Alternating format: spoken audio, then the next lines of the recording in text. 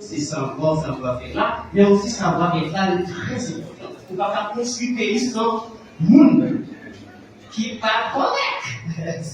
Donc, nous allons voir les apports. Mais ce niveau-là, c'est ça que nous devons réfléchir sur l'évaluation.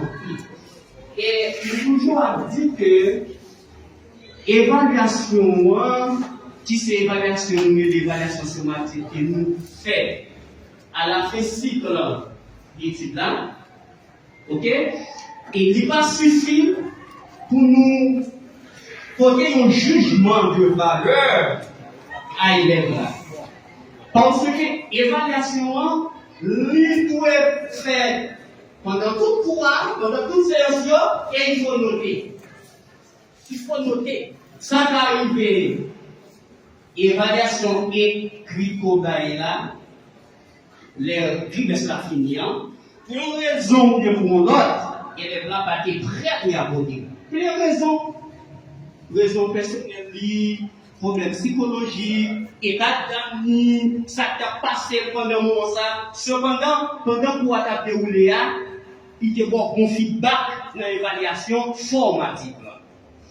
Donc, c'est pour noter ça, certaines fois, les élèves nous échouent à un examen de la fin du trimestre là, mais nous nions tout feedback que nous avons nous. Donc, moi, je souhaite que, en plus, nous souhaitons que nous fassions ça pour les étudiants, élèves, toujours noter pour eux, et un petit quelque chose, et l'examen final n'a pas eu, et il a complété notre langue. Donc, M. Nicolas, on a plusieurs groupes qui ont parlé de l'évaluation sommative là, il a parlé de décisions qui permettent de prendre. Il a parlé de décision promotion, il a parlé de la promotion de notre classe, mais on parle de redoublement. On a proposé de ça, qu'est-ce que le redoublement? Est-ce qu'on évalue l'apprentissage des élèves pour le redoublement?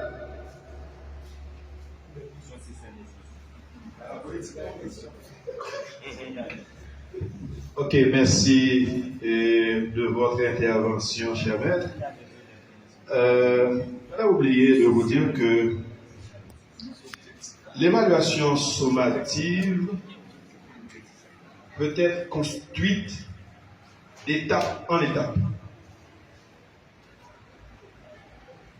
Par exemple, pour la direction, il y a 3 étapes. Il y a l'évaluation sommative d'étape 1, c'est le premier trimestre. D'étape 2, deuxième trimestre. D'étape 3, premier trimestre. Et après, on fait la somme. Après. Ok. Le professeur aussi peut faire la même chose dans son évaluation sommative. N'oubliez pas, le professeur, il est le maître de sa classe, il peut prendre n'importe quelle décision. Bien évidemment, on a abordé avec la direction. Oui, il peut construire ça progressivement. Par exemple, il peut juger bon après chaque chapitre, ou chaque 2 chapitres, et il va évaluer les 10% pour la note finale.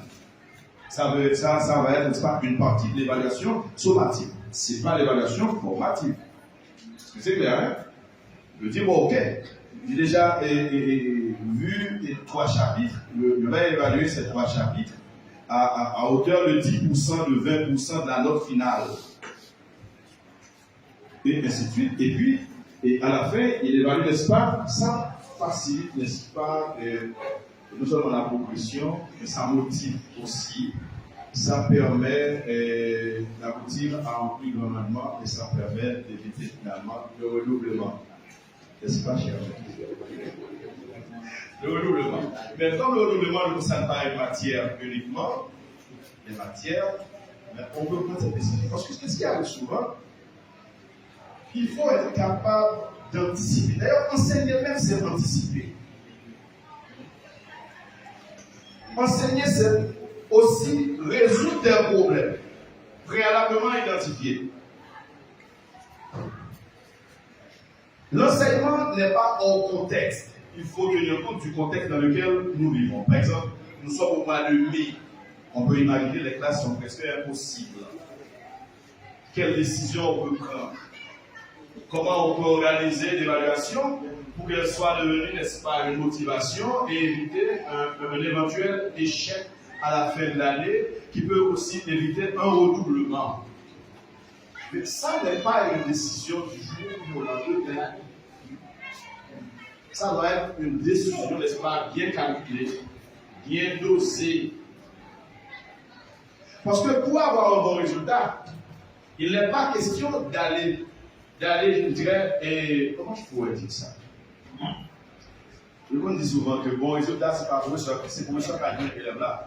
Mais ce n'est pas l'élève là qui a joué le professeur. C'est comment inviter l'élève à venir, n'est-ce pas, trouver le professeur pour un bon résultat, mais pas le professeur à aller trouver, n'est-ce pas, l'élève. C'est quel sens? Ah, on avait des questions, on fait trois questions. Comme on avait des questions subjectives, comme on avait des questions objectives uniquement, juste pour le cas réussi, pour faire moyen débat, ça me dit. On peut toujours trouver des techniques évaluatives pour aider l'élève à garder le cap sur son apprentissage et éviter lui-même son propre échec.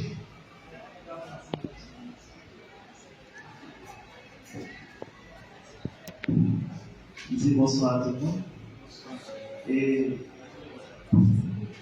ça que nous constatons dans ce domaine, nous trouvons dans la formation et dans la ville.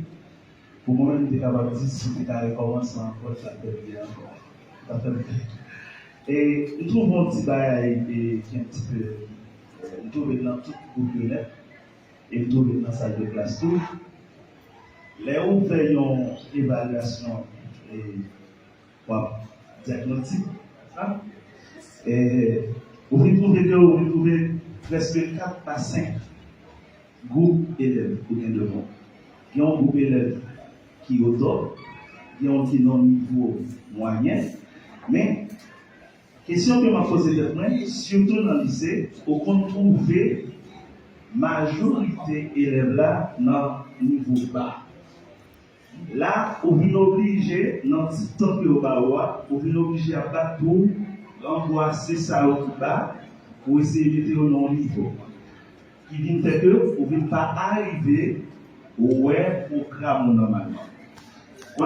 Est-ce que ces professeurs-là qui t'a doué et comme ça fait une façon pour retrouver l'élève là? Ou est-ce que c'est direction de mettre dans une condition pour que le niveau soit respecté? Non seulement chaque professeur fait pour jouer pour un programme normalement, et puis l'élève a la promotion pour que ce n'est pas recommencer à zéro, professeur de notre classe suivante à recommencer à zéro.